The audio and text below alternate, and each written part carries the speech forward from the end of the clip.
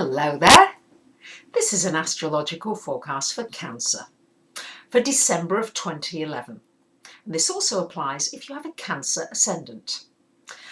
So my dear Cancerians, it's another big month astrologically. We have an eclipse at 18 degrees of Gemini falling in your 12th house. And we're also still under a Mercury retrograde until the middle of the month in your 6th house. So this is going to be a big time for you to reevaluate everything connected with your health, your routines, your daily routines, your exercise, what you do spiritually. You're also probably over the next 6 months going to have a lot of memories come back. And luckily, Cancerians, you are good at remembering things. But some of these memories will give you insights for the future. It's going to be a wonderful time for getting in touch with your intuitive self, for listening to those messages, also for your dreams. Your dreams are going to probably hold a whole lot more information over these next 6 months, because remember that this eclipse has an effect for at least 6 months afterwards.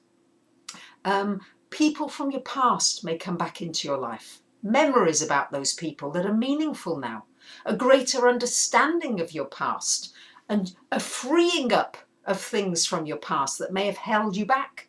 People from your past that may be dead now, but still holding you back. Or maybe you're still holding their beliefs and you need to let go of those. This eclipse is going to push you forward, is going to push you in that area so that you can bring what is in the subconscious more onto a conscious level and make changes so that you can be happier and not feel weighed down by certain things that hold you back or have held you back.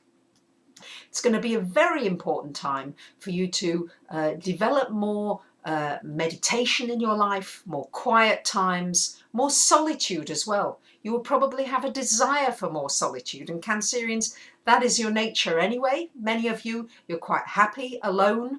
And so this will be a time for pondering, for musing, for reading, just all those things under this eclipse is a good time for you to make best energies of this eclipse. But I am expecting things from the past really to come up big time for you to resolve them so that you can move on freely, having let go of them. It's a good time for reflecting about your work, about the workplace, about the people around you. It's also a good time for any kind of written communications that you need to do in the workplace. Obviously, ideally, reflect on them for the first 2 weeks and then take action later on in the month, because we do have that Mercury retrograde. We've got Mars all month in your 3rd house. So a great time this month for any kind of learning, for any socializing, getting together with people, with friends, any kind of networking and marketing and promotion, and for connecting up with people in your neighborhood, in your close community. Very well aspected for you, and for you to be proactive about it. Not going to land on your lap, but you need to go out and meet with those people when you're not being in your solitude and your quiet moments. It's just that it could be beneficial for those of you in business and also for your work situation. We've got a trine from Saturn to Neptune all month. For you, it's from your 4th to your 8th houses. So this is a time when any kind of dreams that you've had about your home, your family, your living situation, it's when they could become more of a reality, because Saturn brings the practicality from the dreams of the Neptune. And also anything that you've been dreaming of getting resolved financially, any kind of a joint venture or an investment or something like that, or a real estate thing, that too could become a reality.